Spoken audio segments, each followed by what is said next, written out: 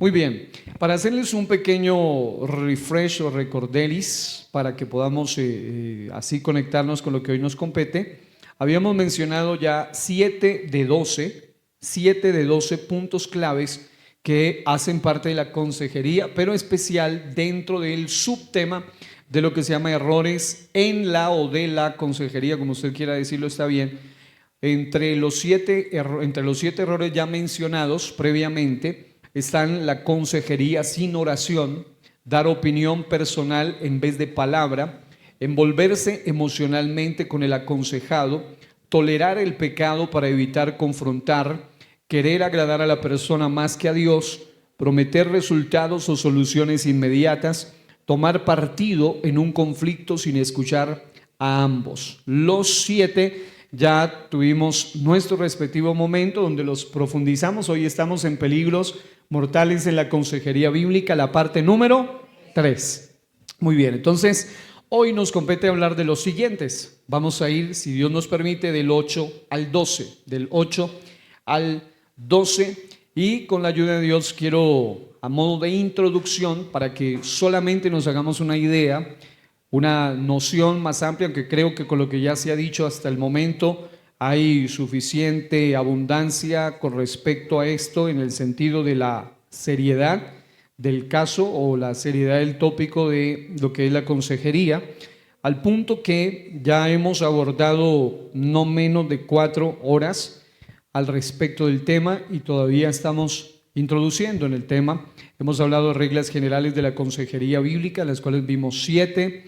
Luego hablamos de pautas poderosas en la consejería bíblica, en las cuales observamos 7. Y ahora estamos en la tercera sesión de otra serie de numerales muy importantes con respecto a este tema. Pero me di a la tarea de encontrar algunas citas clave sobre la consejería en la Biblia, de tal modo que la Biblia le da mucha relevancia a este tema, o sea, le da mucha importancia. Por ejemplo, en Proverbios 11:14, que es un texto base que ya hemos usado, dice: donde no hay dirección sabia, caerá el pueblo, mas en la multitud de consejeros hay seguridad. Digan, consejeros. Proverbios 20:18 dice: los pensamientos con el consejo se afirman y con dirección sabia se hace la guerra. Digan, consejo. Otra vez, siempre con relación al consejo, ¿no? Proverbios 24:6 dice: porque ingenio harás, porque con ingenio harás la guerra, y en la multitud de consejeros está la victoria. Además encontramos Proverbios 15:22: los pensamientos son frustrados donde no hay consejo, mas en la multitud de consejeros se afirman. Proverbios capítulo 12, versículo 15 dice: el camino del necio es derecho en su opinión, mas el que obedece al consejo es sabio. Proverbios 19:20 dice: escucha el consejo y recibe la corrección para que seas sabio en tu vejez. Hay un dicho coloquial que algunos se saben que dice: el que no oye consejo no llega a... ¿Cómo es? Repítanlo. Eso, ese es muy, muy interesante. Y este versículo me pareció muy similar porque dice: escucha el consejo y recibe la corrección para que seas sabio en tu vejez. Luego encontramos el Salmo 1:1: bienaventurado el varón que no anduvo en consejo de malos. Es decir, que hay sabios consejos y hay necios consejos, hay buenos consejos y hay malos consejos. ¿Alguna vez a usted le han dado algún mal consejo? ¿Cierto? Levante la mano el que le han dado un mal consejo. Ahora levante la mano el que ha dado un mal consejo. ¿Alguna vez se nos ha ido con un consejo? Sí, ¿no? Todos en algún momento hemos fallado. ¿Alguna vez usted ha dado un buen consejo? ¿Alguna vez le han dado un buen consejo? Gloria a Dios, ¿no? Qué bueno. Ahora, pero este que viene es clave. Isaías 9:6. Este asunto de la consejería es tan serio y tan solemne, tan sublime el asunto de la consejería, que en Isaías 9:6, de las características quíntuples del Señor, hay una que es Padre eterno, otra que es Dios fuerte, otra que es príncipe de paz, otra que es admirable, pero hay una que es consejero. ¿Cómo es? Consejero. Esto es interesante, ¿no? Una es que Él es Dios, mi Señor encarnado, es Dios fuerte, Padre eterno, príncipe de paz, Él es admirable, pero una de ellas es que es consejero, dice, y se llamará su nombre consejero, y otras versiones lo traducen como consejero admirable, es decir, ni siquiera solo como admirable por un lado, consejero por otro, sino como un consejero digno de admirar. ¿Y cuántos saben que Jesús es el consejero más extraordinario de toda la historia? Gloria a Dios. Amén.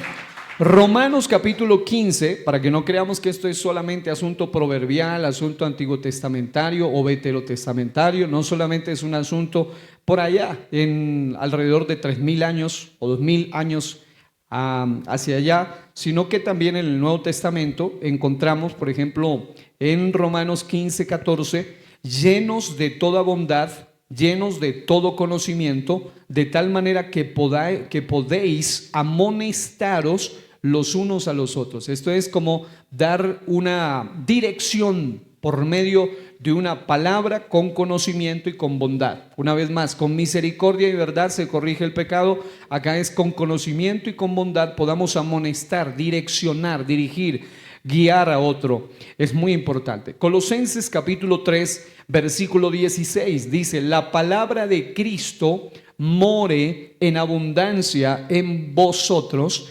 enseñándoos y exhortándoos unos a otros. Miren eso, la palabra de Cristo more en abundancia en vosotros, enseñándoos. El consejero es un enseñador también, y sobre todo un exhortador, una persona que da advertencias y que da direccionamiento también, ¿no? Gálatas capítulo 6, versículo 1 dice: restauradle con espíritu de mansedumbre. Dice: si alguno ve a otro sorprendido en una falta, dice, vosotros que sois espirituales, restauradle con espíritu de mansedumbre. Y luego dice: considerándose a vosotros mismos, no sea que vosotros también seáis tentados. Segunda Timoteo capítulo 3, versículos 16 al 17, texto clásico que creo que usted se lo sabe de memoria. Toda la escritura es inspirada por Dios y útil para enseñar, para redarguir, para corregir, para instruir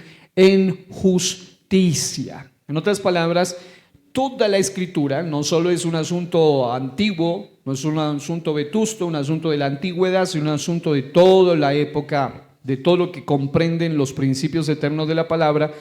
El consejo es fundamental. Ahora, dicho esto, de los 7 puntos que ya hemos tratado dentro del curso de la consejería, las 7 cosas mortales que llevan al fracaso, no solo del aconsejado, sino hasta del consejero: consejería sin oración, dar opinión personal en vez de palabra, envolverse emocionalmente con el aconsejado, tolerar el pecado para evitar confrontar, querer agradar a la persona más que a Dios, prometer resultados o soluciones inmediatas y tomar partido en un conflicto sin escuchar a ambos.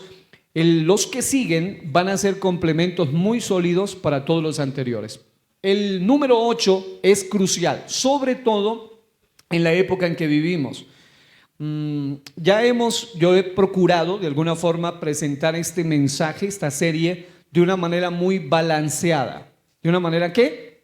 Balanceada. ¿Por qué? Porque lo desbalanceado siempre va a ser nocivo.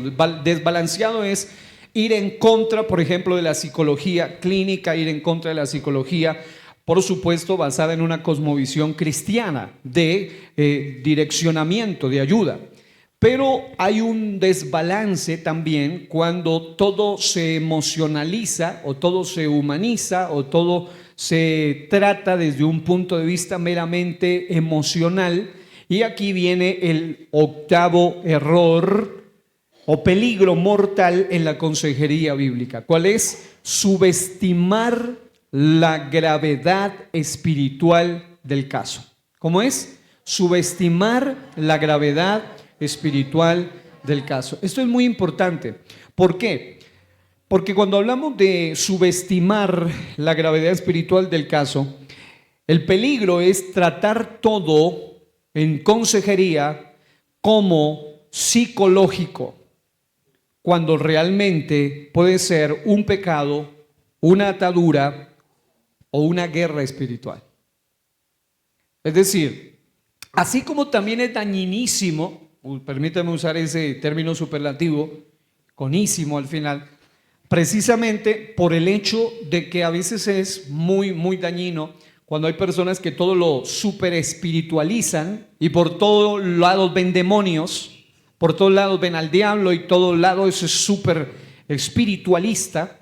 Eso también es muy dañino cuando a veces usted va a una consejería y ya ni siquiera es demoníaco, sino que es un asunto de orden emocional. Pero el otro peligro es subestimar la gravedad espiritual del caso.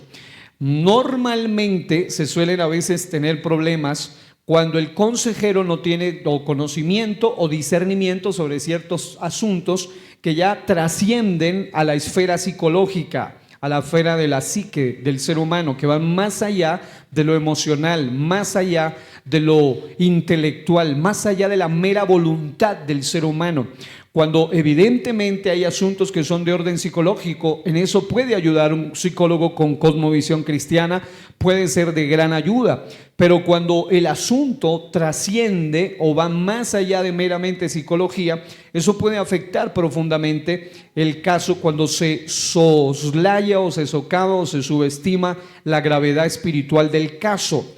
El problema, como lo dije hace un momento, es tratar como psicológico aquello que es, por ejemplo, pecaminoso.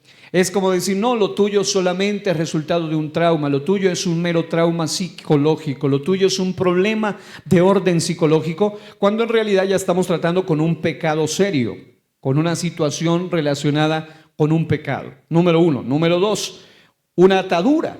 Estamos hablando de personas que muchas veces en la consejería tratan de hacer que se trate, digamos ese caso, como si fuera solamente un asunto meramente emocional o meramente del alma, cuando ya en realidad se está hablando de algo mucho más profundo. Es una atadura de orden espiritual, es una cadena generacional. Muchas veces es un asunto que requiere más que terapia, requiere más que tratamientos momentáneos, requiere mucho más que unas cuantas conversaciones o una estructura de serie de preguntas y todo lo demás. Requiere un compromiso serio del aconsejado para ser libre de la atadura espiritual que tiene.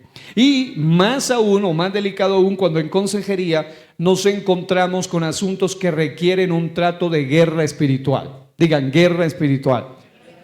Cuando hablamos de guerra espiritual ya hablamos de asuntos tipo Efesios 6:12, ¿no? No dice el apóstol en Efesios 6:12, nuestra lucha no es contra carne y sangre, sino contra principados y potestades y gobernadores de las tinieblas y huestes espirituales de maldad en las regiones celestes. Otra versión de la Biblia dice, nuestra lucha no es contra seres humanos de carne y hueso o seres como nosotros, sino que ya es un asunto de orden espiritual. Y claro, cuando el consejero pretende aplicar, a ver, voy a ponerle un ejemplo para poderlo tratar de traer de manera mucho más clara. Es como tratar de curar un asunto espiritual con una aspirina o con un desenfriolito. Bueno, yo sé que esas pastillas ya no existen, pero bueno, un Alka-Seltzer o un sal de frutas, una cuestión así, ¿cierto? Es absurdo, es como que la persona está endemoniada y no, pásemele ahí un sal de frutas. No, eso no arregla nada. La persona necesita autoridad espiritual en quien la va a ayudar. Lo mismo ocurre con asuntos aún dentro de la misma medicina, dependiendo del nivel de gravedad. Por ejemplo, hay asuntos que se resuelven con un sal de frutas Lua, ¿cierto que sí? Pero hay otros problemitas que ya requieren otros tratamientos, tal vez no tan gratos como un sal de frutas Lua. Necesitan algo más fuerte y también ayudan. En lo espiritual también ocurre igual. Y en la consejería, a veces la persona cuando ha obviado, ha hecho de lado lo espiritual o el aspecto espiritual de las cosas, tiende a tener ese problema. Y es el problema de que todo lo digamos, lo lleva hacia el lado o al campo o al terreno de la psicología o al asunto de lo súper espiritual. Por eso el balance es importante, pero sobre todo cuando logramos detectar que sí hay un problema espiritual, no podemos tratar ese problema a menos que lo hagamos desde el punto de vista espiritual. ¿Por qué es mortal este aspecto? Porque el problema no se romperá porque no se discierne correctamente. Es decir, la persona seguirá con el problema porque no se está discerniendo correctamente. Es decir, no se está dándole un discernimiento adecuado, no se discierne de manera correcta. Y cuando esto ocurre es similar a lo que ocurre con lo que ha sucedido lamentablemente en muchas ocasiones, donde a veces médicos, por expertos que parezcan, hacen un mal diagnóstico. Y a veces llegan y le dicen, tiene esto cuando en realidad no lo tiene. O no tiene cuando en realidad tiene. Entonces las personas traen más problema que ayuda. Y en lo espiritual ocurre igual. Cuando el consejero no sabe discernir si el caso ante el cual está tratando es de orden espiritual. Por ejemplo, yo recuerdo un caso de una persona que tenía algunos tipos de intentos suicidas y tenía algunos asuntos de voces mentales y una cantidad de cosas así de orden psiquiátrico al parecer, de orden esquizofrénico incluso. Y es interesante que trataron de darle todo el proceso. Lo llevaron primero donde un pastor que no tenía, por supuesto, el discernimiento necesario. Él, al ver el caso, al tratar el caso, lo redirigió hacia una consejera que tenía conocimiento en la psicología, y este psicólogo lo trató, y luego él se dio cuenta que el caso era muy complejo y lo mandó donde el psiquiatra, y luego el psiquiatra se dio cuenta que la cosa era muy fuerte y él lo redireccionó donde otro pastor. Y cuando llegó donde el otro pastor, resultó que no era nada psicológico, no era nada psiquiátrico, era un demonio literalmente. Y ya fue allí donde esa persona fue libre. Es decir, ahora, ahí se aplica el método del descarte también. A veces se requiere a René Descartes, ¿no? ¿Cuántos supieron de René Descartes en la vida? A veces se requiere, muchas veces yo he tratado de hacer eso. A veces uno se encuentra con problemas un poco extraños o complejos, y uno dice, mire, si busque una ayuda con un psicólogo, hágase unos exámenes médicos, haga todo lo que tenga que hacer para descartar las posibilidades. Y cuando ya uno al final se da cuenta que es meramente espiritual, pues uno puede hacer un enfoque netamente espiritual.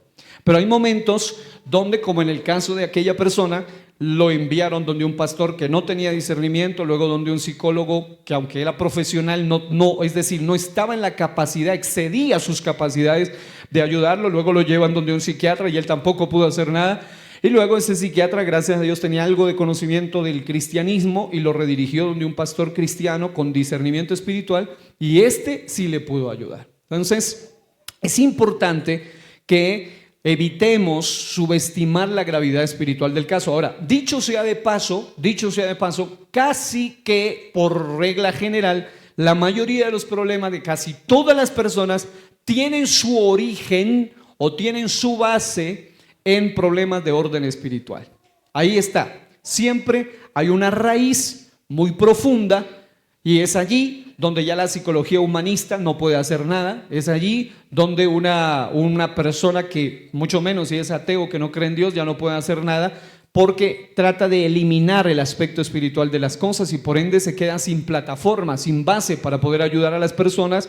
Y cuando se puede redirigir hacia personas correctas con conocimiento espiritual, se puede ayudar verdaderamente a la persona, porque hay muchísimos, como diría alguna vez, creo que fue un predicador de apellido Sojo, él decía que la mayoría de vicios, la mayoría de ataduras, la mayoría de adicciones, la mayoría de problemas y trastornos de todo tipo en el ser humano tienen su origen, decía él, en lo que le llamamos en el mundo cristiano en el pecado oculto o en los problemas de orden espiritual.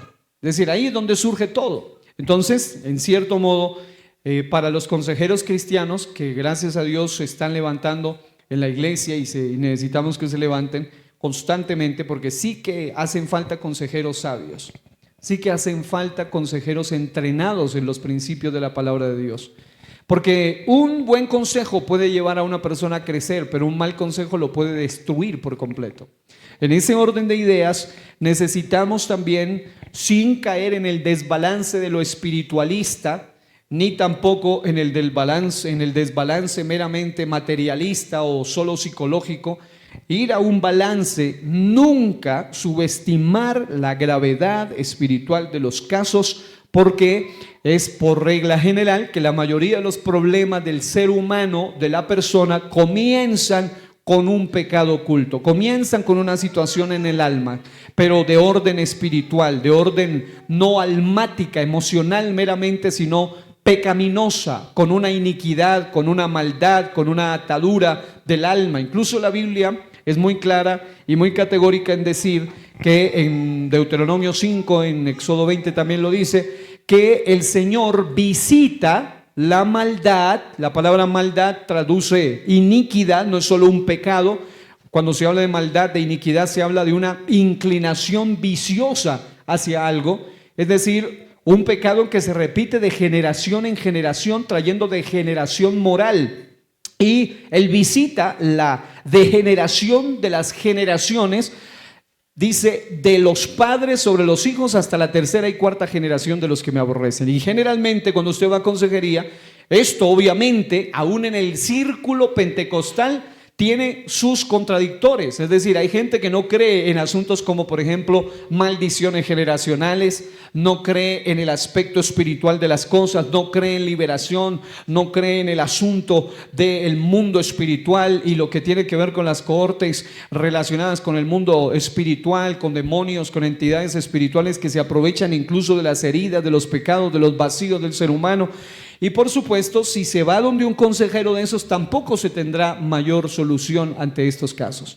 Y es por eso que el punto 8 es muy importante, porque necesitamos entender la vitalidad o yo le llamaría la necesidad urgente de tratar los casos de acuerdo a lo que son, de acuerdo a su raíz, de acuerdo al problema que estamos tratando. Y lamentablemente yo he conocido casos, alguna vez conversando con ciertas personas en ciertos lugares, decían, mi esposo, y era pastor, no cree en liberación.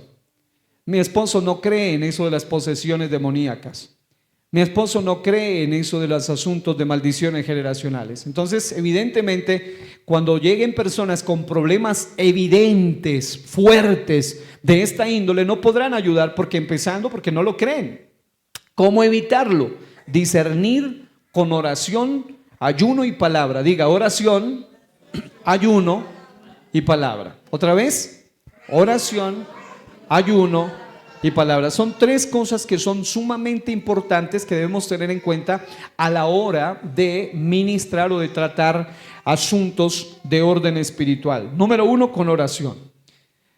Porque hay casos que requieren oración. Muchas veces, en muchas ocasiones han venido personas a pedirme un consejo y con el mero saludo o con la mera observancia de su mirada, uno se da cuenta, o su aspecto, que no es un asunto ni psicológico, ni psiquiátrico, ni nada por el estilo, sino un asunto de orden moral, de un asunto de orden espiritual, que no se trata con terapias, con consejitos, con charlas, con paso 1, paso 2, se requiere algo más y es autoridad espiritual. Y la autoridad espiritual se obtiene no por antigüedad, no por posición, no por cargo, no por título en la congregación, sino por una íntima conexión con Dios en oración.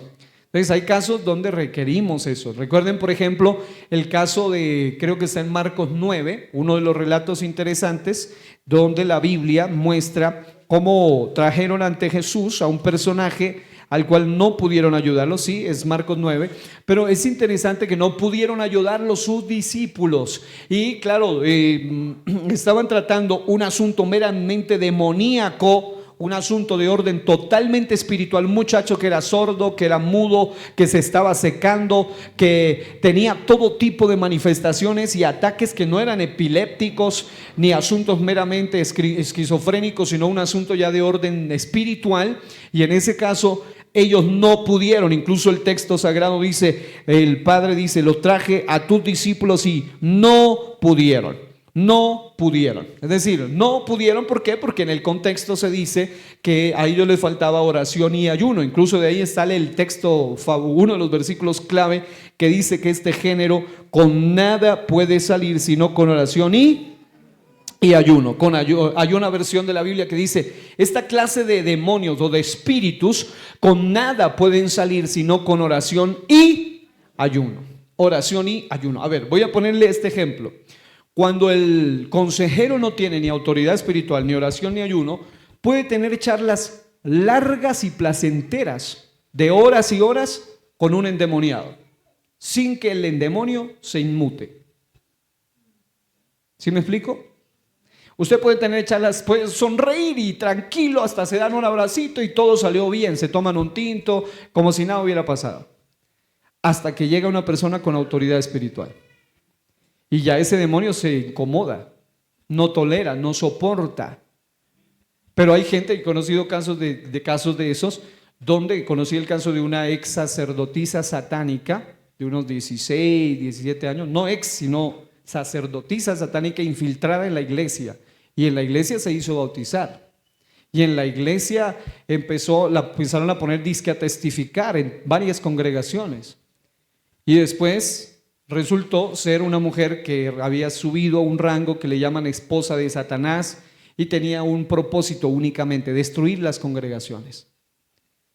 Ahora, ¿cómo es posible? ¿Cómo es posible que muchas veces líderes, ministros, autoridades le hayan dado hasta los púlpitos de iglesias centrales y grandes para que testifique algo que no había sucedido en realidad en ella? Y solo algunas personas percibíamos eso, pero no estábamos en posiciones de autoridad. Yo recuerdo que yo, siendo tal vez de también la misma edad de ella, unos 16 años, podía percibir que era extraño. Me producía molestia escucharle, me producía fastidio escucharle, no sentía el gozo cuando ella hablaba. Pero la iglesia todos gritaban: amén, gloria a Dios. A los días estuvimos en un proceso donde ella nunca fue libre, porque evidentemente nunca quiso ser libre, porque ese es otro punto importante. Una persona que ya viene con intenciones negativas, no es que Dios no pueda liberarla, sino que estas personas, debido a que no quieren, Dios tampoco las va a obligar a ser libres. Dice la Biblia que en algunos, y no tienen fe, por supuesto, la Biblia dice que en algunos lugares Dios no pudo hacer milagros por la incredulidad de ellos. No dice que no quiso, dice que no pudo. No pudo hacer muchos milagros a causa de la incredulidad de ellos. Entonces, en ese sentido, es importante que entendamos que si vamos a tratar con ciertos casos o ciertas personas, sobre todo de orden espiritual, que no le pase, diga al que está a su lado, que no le pase. Que no le pase que usted diga: estoy aquí, pastor, en tremenda terapia, aquí en la charla, 1 hora con un endemoniado, una charla placentera. No, sino que diga: sucedió algo tremendo en medio de la consejería. Pero que no sea que usted salga corriendo, sino que el demonio se vaya. Porque qué tal que diga: sucedió algo, se le manifestó y salí corriendo y por eso vine aquí a traerle la noticia. No, sino que al contrario, diga: Dios me usó para que esa persona sea libre. ¿Cuántos dicen amén? Gloria a Dios.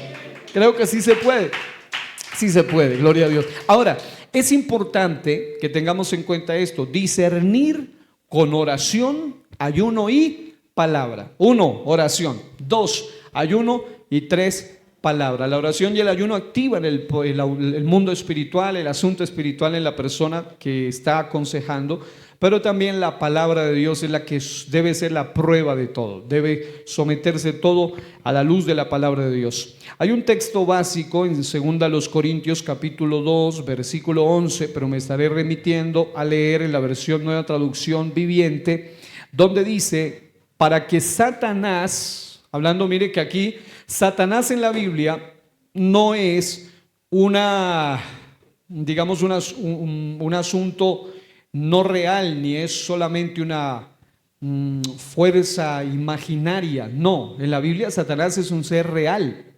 Y aquí dice: para que Satanás no se aproveche de nosotros. ¿De quiénes? Mire que no dice de los perversos, ni de los pecadores, ni de los inconversos, sino ya de los creyentes, de nosotros, pues ya conocemos sus maquinaciones malignas. Y esto es muy importante a tener en cuenta. Nosotros debemos saber, como iglesia de Dios, que hay momentos donde Satanás va a usar muchos emisarios. Un emisario es un enviado, un mensajero. A veces ese emisario puede ser la persona que pretende buscar consejería. Y eso también es muy importante. Por eso no debemos subestimar la gravedad espiritual del caso. Es decir, una cosa es cuando una persona busca consejería real, sincera, auténtica, porque necesita ayuda. Pero otra cosa es cuando esa persona tiene intenciones muy malignas, muy perversas, ya literalmente con propósitos destructivos. Y si el consejero no tiene ni oración, ni ayuno, ni palabra, ni discernimiento espiritual, si no ignora las maquinaciones de Satanás, entonces Satanás se aprovechará de él. Y es allí donde necesitamos una generación de siervos y siervas de Dios, que Satanás no se aproveche de su vida, no se aproveche de sus corazones, no se aproveche de incluso de sus buenas intenciones. Porque todo hombre o mujer de Dios tiene un corazón noble, tiene un corazón bondadoso. Su verdadera intención es ayudar. Pero si usted no tiene discernimiento, porque perdió el discernimiento, no hay oración, no hay ayuno, no hay palabra, no hay percepción espiritual, ese emisario de Satanás puede terminar enlazándolo y haciéndolo literalmente trizas. Por esa razón debemos tener mucho cuidado. Esto es importante, no ignorar sus maquinaciones. Punto número 9. Este también es interesante, se considera uno de los errores también mortíferos o mortales en la consejería bíblica, y es no establecer límites de tiempo, frecuencia o privacidad. Digan conmigo, tiempo, frecuencia o privacidad. Muy bien. ¿Cuál es el peligro de esto? Creo que esto es algo que constantemente nos puede pasar, especialmente a pastores o a consejeros itinerantes, es decir, personas que tienen a cargo varias cosas que atender, o varios casos que atender, varias causas que atender, varios asuntos que atender. ¿Cuál es el problema? Número 1, agotamiento. ¿Cuál es el peligro principal? Agotamiento extremo del consejero. Cuando el consejero no pone límites de tiempo, de frecuencia o de privacidad, llegará un momento donde el consejero se agota no solo físicamente, sino mentalmente y hasta espiritualmente. Y el agotamiento es sinónimo de cansancio, y no es lo mismo o ayudar a una persona que está bien descansada que una persona que está cansada. Eso es como si usted le pide ayuda a un tipo que está bien cansado y le dice que le ayude a cargar unos cuantos bultitos de papa. Esa persona no, aparte de lo cansado que está, ya sus fuerzas no van a ser iguales.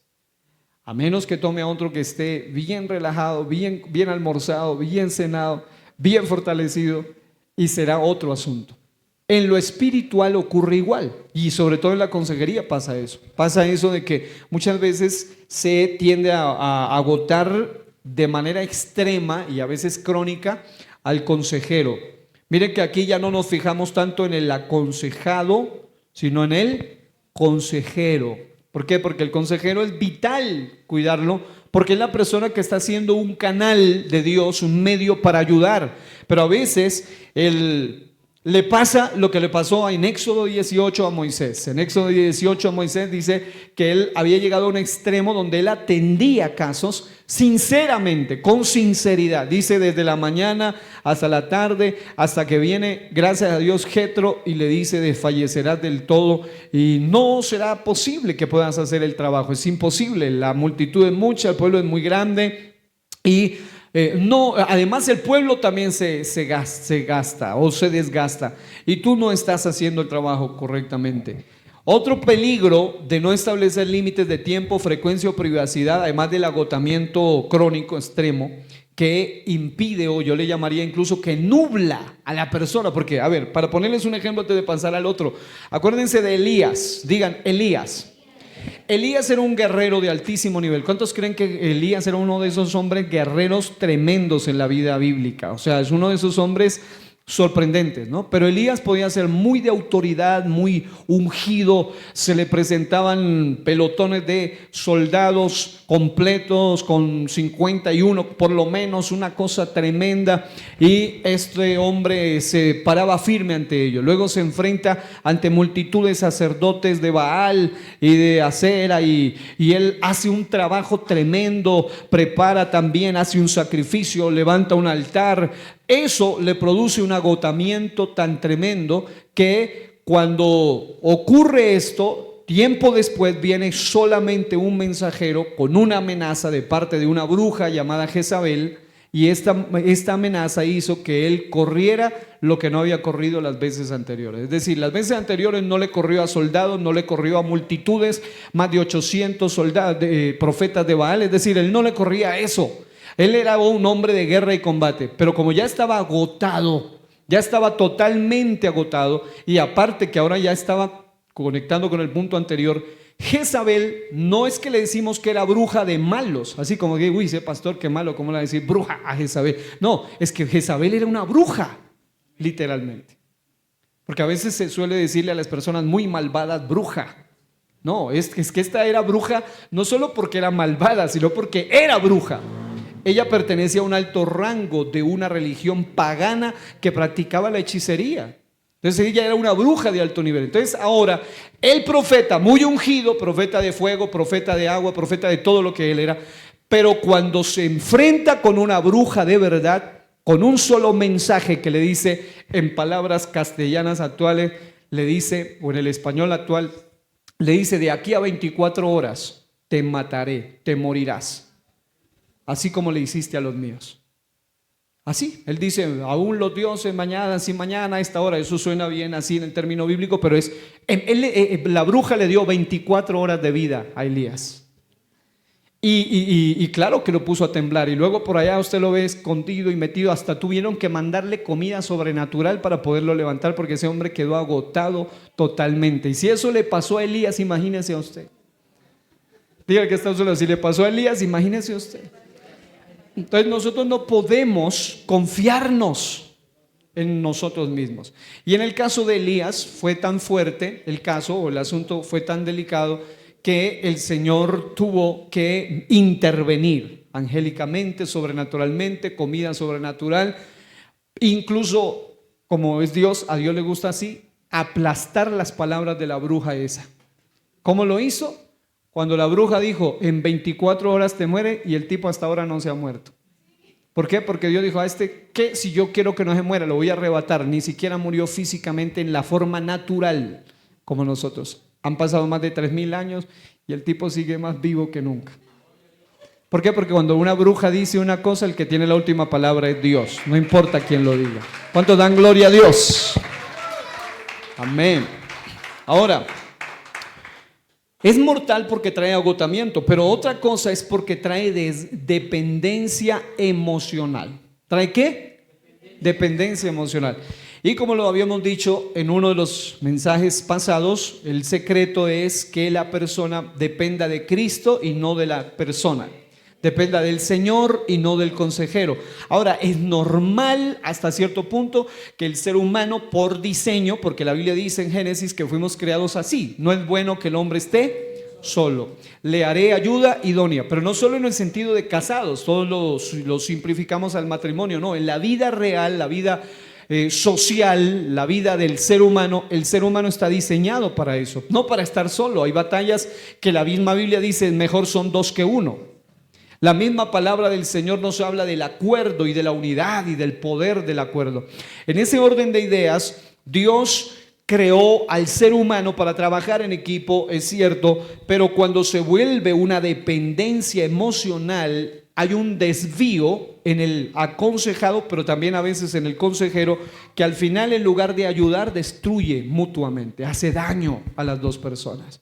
Puede dañar bien sea al aconsejado o bien sea al consejero, y eso hace demasiado daño cuando ya la persona, por falta de establecimiento de límites de tiempo, frecuencia o privacidad, se vuelve un lazo emocional, y eso hace demasiado daño, demasiado daño.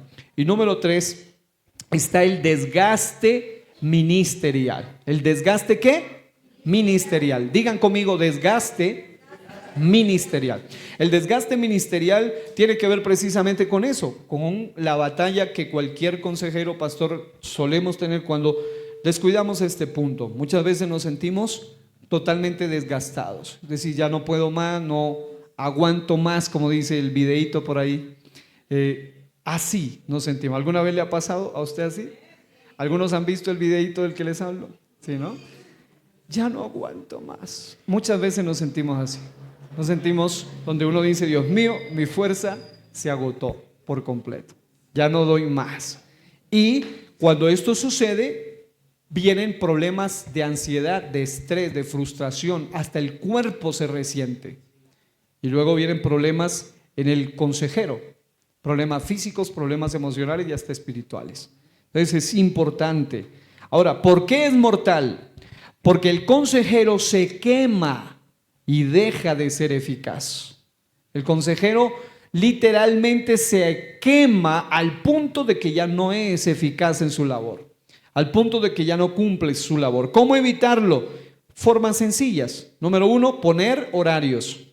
Número 2, normas. Y número 3, límites claros. Los horarios son importantes, por eso en las consejerías bien llevadas se suelen poner por lo menos cada 8 días. Dice, mire, tenemos sesión cada 8 días, de tal hora a tal hora, y eso es mucho más sanador. Claro que hay una conexión, claro que hay un contexto durante la semana, pero siempre hay momentos específicos para la consejería. Los horarios son fundamentales, las normas son fundamentales y los límites claros. Ahora, Mateo capítulo 5, versículo 37, es un texto interesante aquí, para hablar de tener la capacidad como consejero, por ejemplo, porque como les había dicho en la ocasión anterior, cuando usted se encuentra con un aconsejado manipulador, usted tiene que saber tratarlo. Ya les explicamos cómo detectarlo, luego sabremos cómo también tratarlo y cómo evaluar si es un manipulador o solamente es una persona que quiere absorberte, o como lo hemos dicho en reiteradas ocasiones, que no quiere cambio, solo quiere alivio emocional. No quiere transformación, solo quiere que le escuchen, gastarle su tiempo, nada más. No quiere realmente convicción, no quiere cambio. Hay gente así que le gusta llamar para molestar, pero no para ser confrontado. No quieren cambio realmente. En ese orden de ideas, el consejero debe tener en cuenta esto. Dice Mateo 5:37, simplemente di, sí, lo haré, o no, no lo haré. Cualquier otra cosa proviene del maligno. Muy tremenda esta versión. En otras palabras, la palabra del consejero se debe respetar. Digan conmigo, se respeta la palabra del consejero. Porque generalmente cuando usted se encuentra con un manipulador, ellos son los que quieren ponerle horarios. Ellos son los que le dicen a qué horas, cómo y cuándo. No, el consejero debe tener límites. Sobre todo cuando logra detectar que es una persona molesta y que no quiere realmente cambiar. No es a la hora que esa persona dice, no es a la hora que esa persona condiciona. En la consejería, el consejero pone las normas, los horarios, los lugares, el consejero. Entonces eso es de suma importancia. ¿Hasta aquí estamos claros? Número 10, este es muy importante y voy a procurar explicarlo con la mayor sabiduría posible porque es amplio y delicado. Guardar secretos, esto es mortal, guardar secretos de pecado grave que, oiga bien, involucre caídas físicas o públicas que dañaron el testimonio. No abandonado, lógicamente, sin activar disciplina. Esto es bien importante.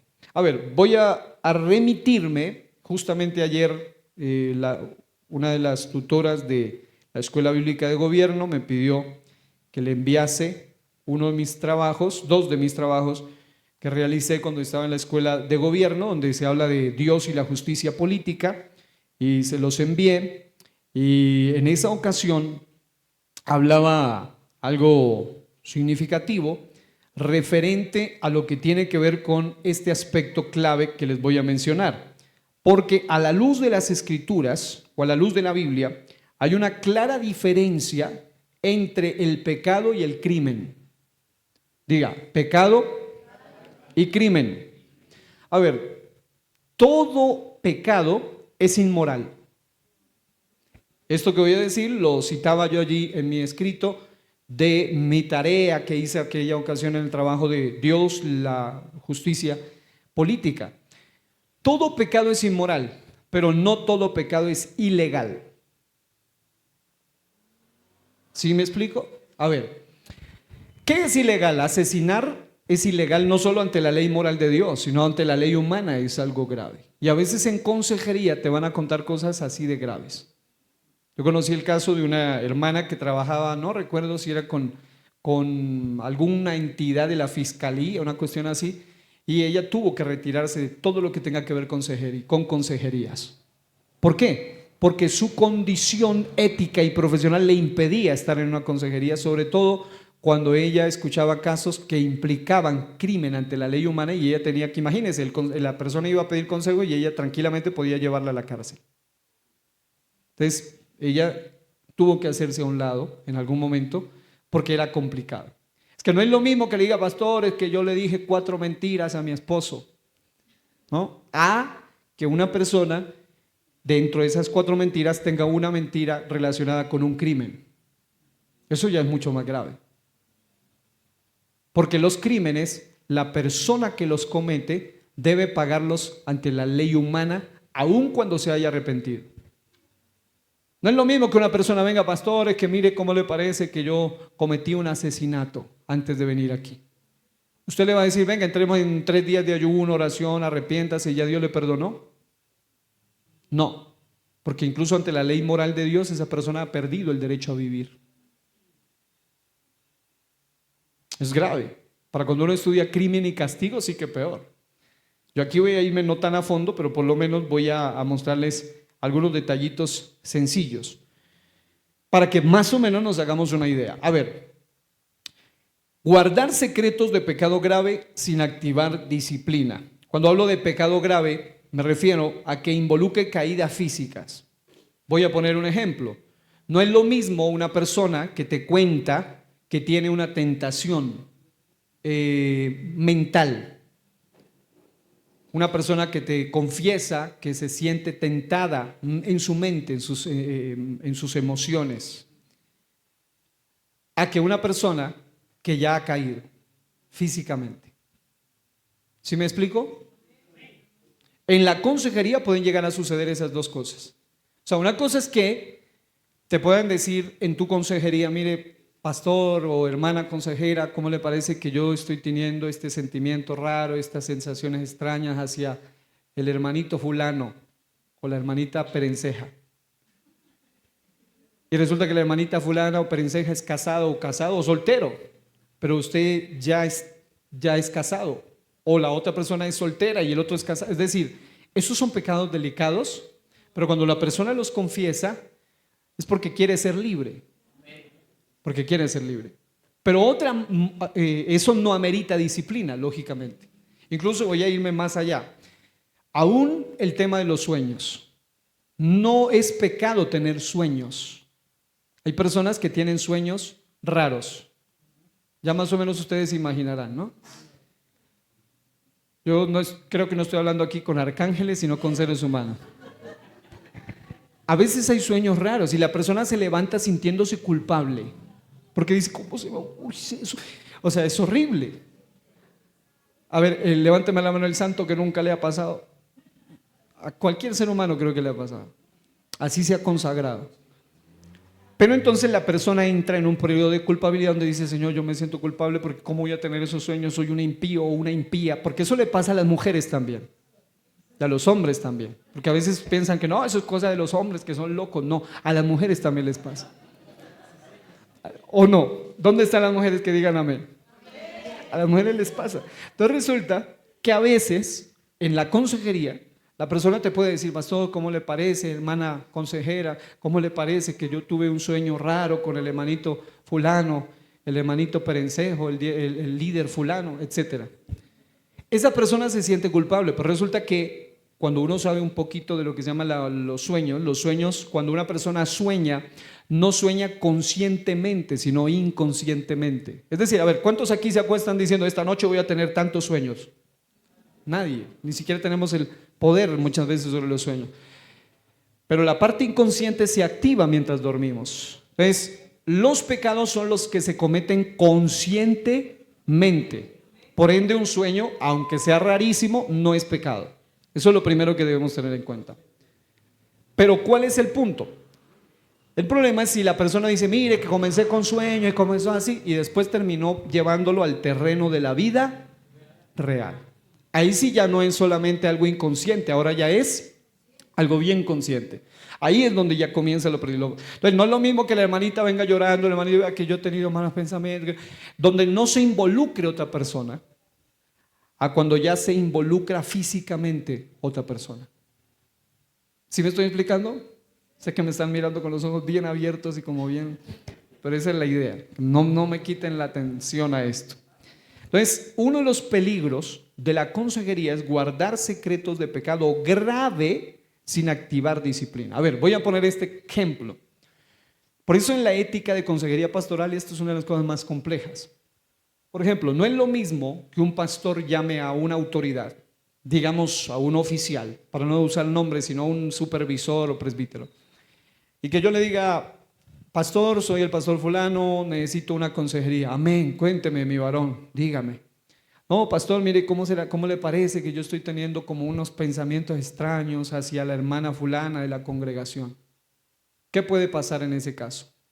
Lo primero que le van a preguntar es, ¿y ya ha sucedido algo, ha habido algo físico, esto, aquello? Si no lo hay, obviamente vienen advertencias, vienen amonestaciones, vienen consejos, pero no hay disciplina. Pero otra cosa muy distinta es que ya la persona diga, pastor, caí con esa persona. ¿Cierto que sí? O caímos, porque no cayó solo, ¿no? Caímos. Entonces, ahí sí la cosa es diferente. Puede ser el amigo de los amigos, puede ser el hombre de Dios más de amor. ¿Qué tiene que hacer? Querido, es triste, pero tienes que entrar en un proceso disciplinario y público. Esto no puede ser en privado, en secreto. Ya deja de ser una charla secreta y por lo que es el asunto de la consejería, él entra en un asunto muy delicado. Por eso la consejería es bien compleja también, porque a veces te cuentan cosas graves. Es más adelante te hablaré de secretos que se confiesan, que es mejor que nunca nadie más lo sepa, porque más es el daño que se hace. Es decir, hay secretos en consejería que lo más sano es que se mueran ahí y ya nunca más nadie lo sepa, porque hay cosas que no se pueden arreglar ni siquiera confesándolas. La confesión, en lugar de arreglar, empeora las cosas. Pero hay otro tipo de secretos como estos que ya impliquen cosas como, por ejemplo, que diga el pastor, no, caí, ¿y qué pasó? Ah, no, y además de que caí, pues no, quedó embarazada, un ejemplo. O sea, ya no hay forma de tapar el problema. Y aun cuando se pretenda atrapar, una vez confesado algo tan grave, la persona debe entrar en un proceso, ¿qué? Disciplinario. ¿Sí me explico? Entonces, ahí es donde viene el comentario que yo escribí hace un tiempo, cuando estaba estudiando en la escuela de gobierno, y aquí lo tengo, para que veamos los principios de este asunto. Todo pecado es inmoral, pero no todo pecado es ilegal. Existen pecados que son catalogados como ilegales porque atentan directamente contra la nación, la comunidad o la sociedad, así como contra los derechos fundamentales de los individuos y la familia. Estos delitos o crímenes atentan contra la vida, la propiedad privada, la libertad física y de expresión, el derecho a profesar la fe y a difundirla libremente, y la seguridad e integridad de otros. En ese orden de ideas, hay pecados que son ilegales porque no solo afectan directamente al individuo que los comete, oiga bien, directamente al individuo que los comete, sino también a terceros. Y ahí es donde está la gravedad del asunto. Cuando una persona te confiese algo que lo implica a él o a alguien más, pero no han pasado al terreno físico, es más fácil. ¿Por qué? Porque puedes ayudar a esa persona, o por lo menos puedes, el acto de liberación de haber contado, luego dice orad los unos por los otros. Pero lo grave es cuando ya pasó al terreno siguiente y ahí ya digamos el líder, el consejero, se ve en la obligación de no guardar algo de gravedad. ¿Sí me estoy explicando? Ok. Ahora, aquí habría muchas cosas pero por tiempo no las voy a mencionar, pero por ejemplo, si en el caso tremendo voy a poner un ejemplo hipotético indeseable, totalmente indeseable. No me ha sucedido nunca, gracias a Dios, en una consejería, pero debe ser terrible si eso pasa. Viene un hombre y te pide consejería.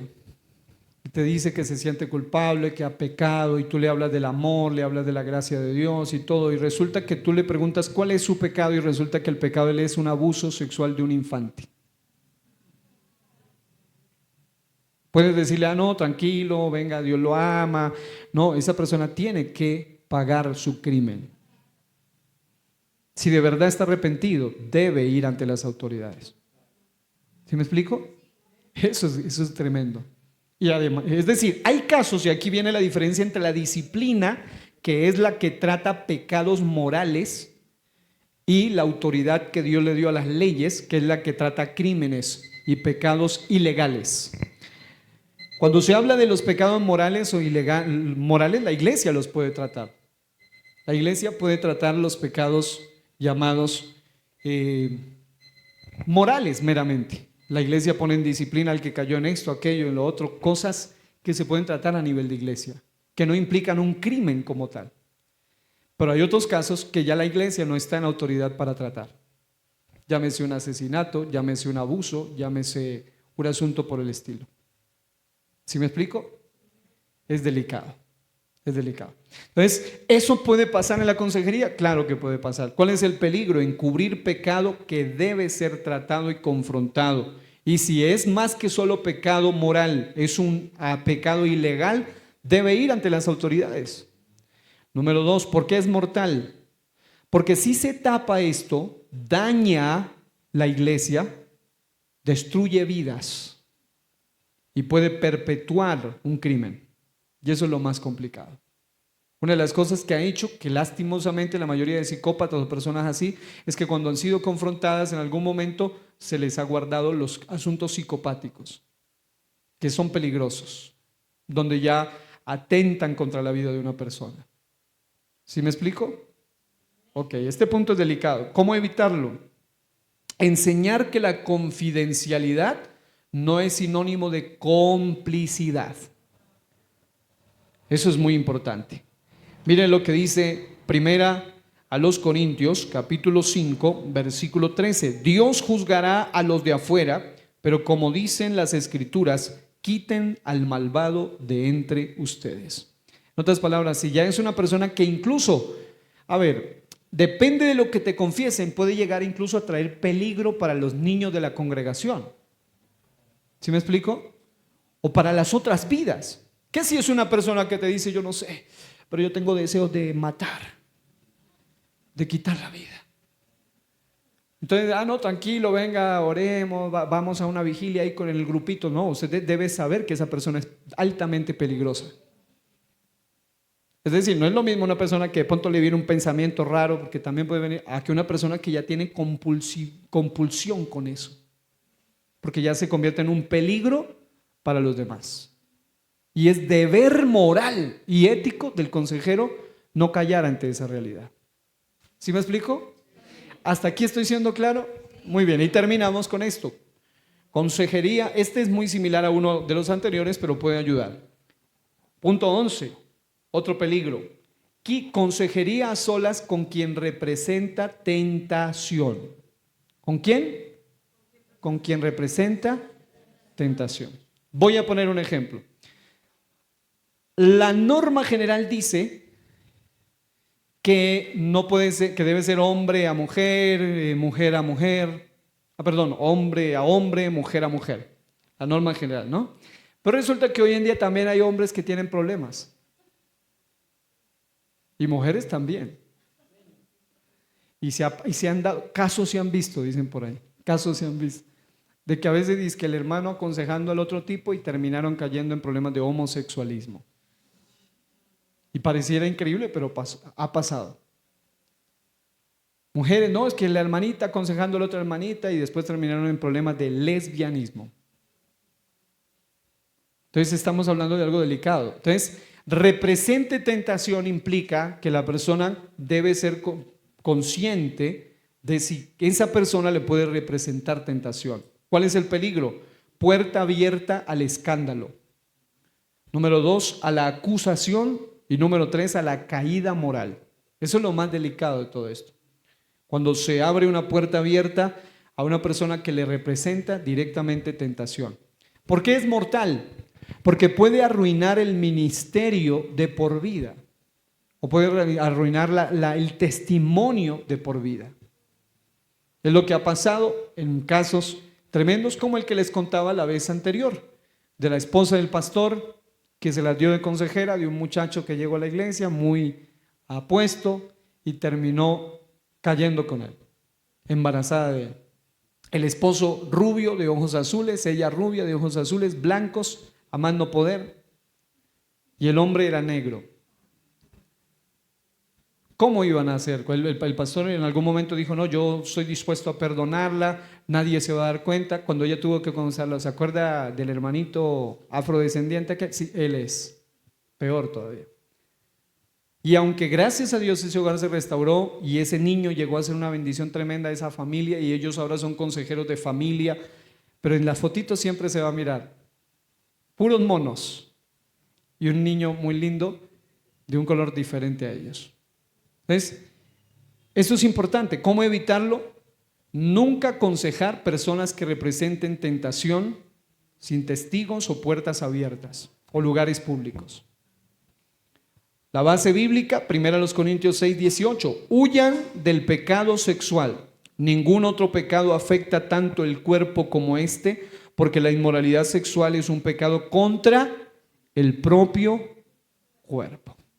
Tremendo. Número 12 y último, olvidar que el resultado lo da Dios, no el consejero. ¿Cuál es el peligro? Y esto creo que es lo que más afecta a muchos consejeros. El peligro de cargar con un peso que solo Dios puede llevar. El peligro de tratar de echarse cargas que uno no es capaz de llevar.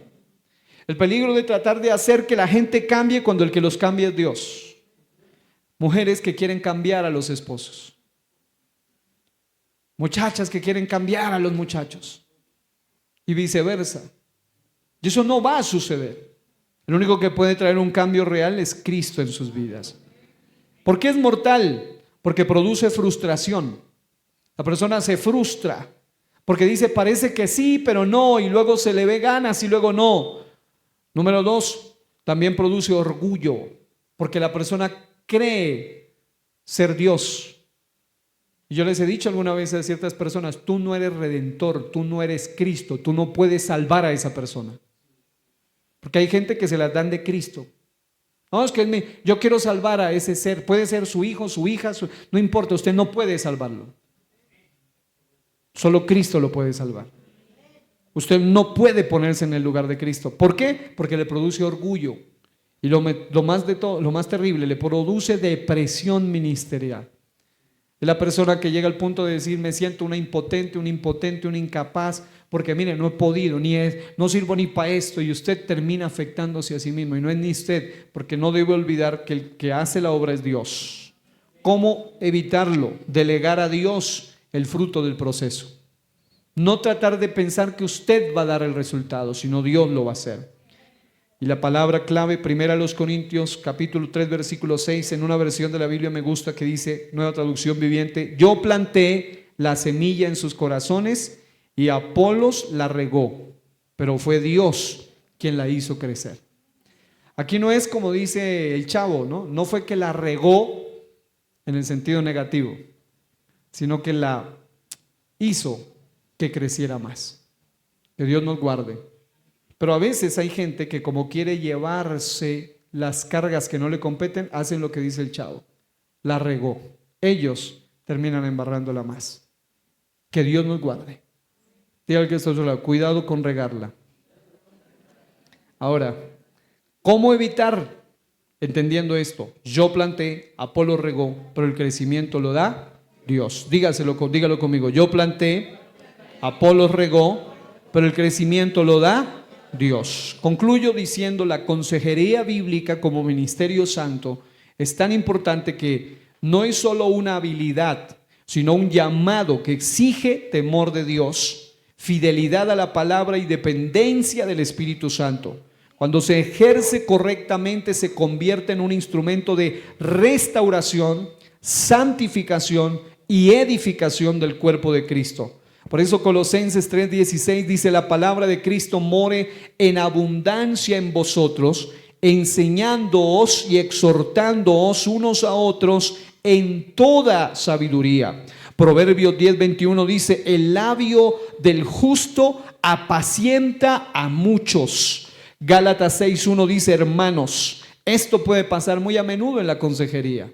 Dice: si alguno fuere sorprendido en alguna falta, vosotros que sois espirituales, restauradle. No dice atacadle, no dice al caído cáigale encima, no dice rematadle, dice restauradle con espíritu de mansedumbre. Y si sigue leyendo, porque esto hay que leerlo completo, porque a veces nos quedamos en un fragmento porque queremos destacarlo, pero que yo quiero leérselo completo. Lo que sigue es lo más tremendo.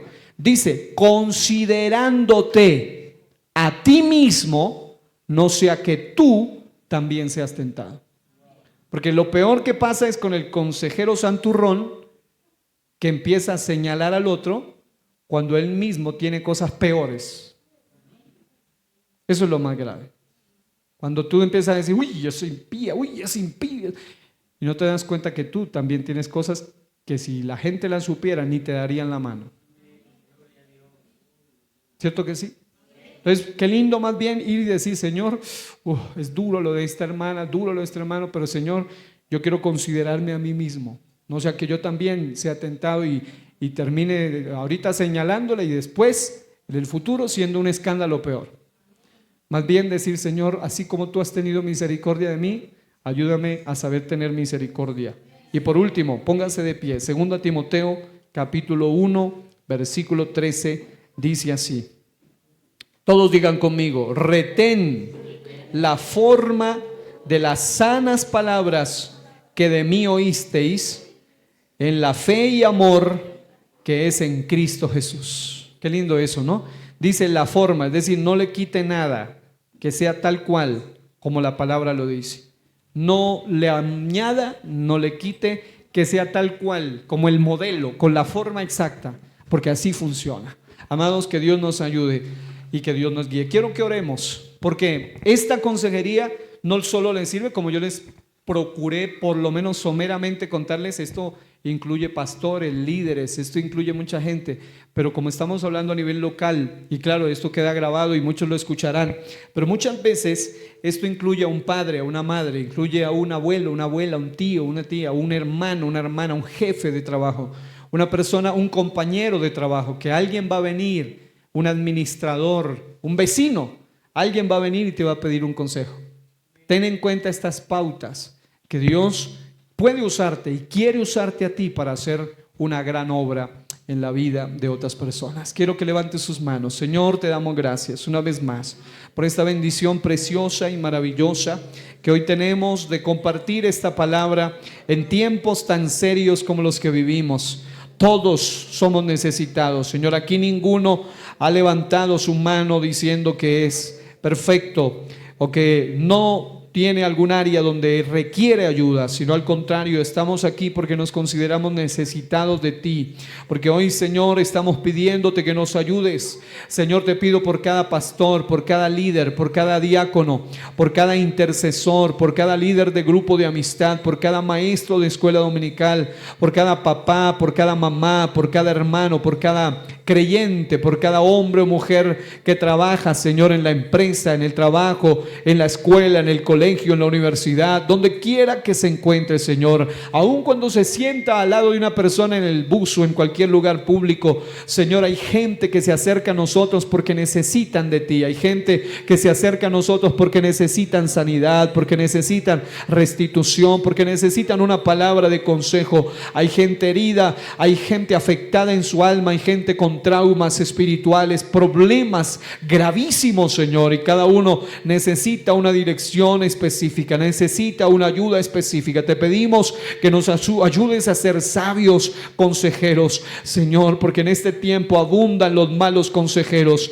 En este tiempo abundan gente que con sus consejos han llevado a la ruina, a la muerte, a la división, al suicidio, Señor. Pero aquí estamos pidiéndote, Dios, que nos ayudes a hacer tu perfecta voluntad. Hoy te lo pedimos en tu santo y bendito nombre, el nombre de Jesús. Amén y amén. Démosle una alabanza fuerte al Rey. Gloria a Dios. Y así terminamos. Gloria a Dios. Digan gloria a Dios. Tomen asiento y voy a invitar para que pasemos a la parte final.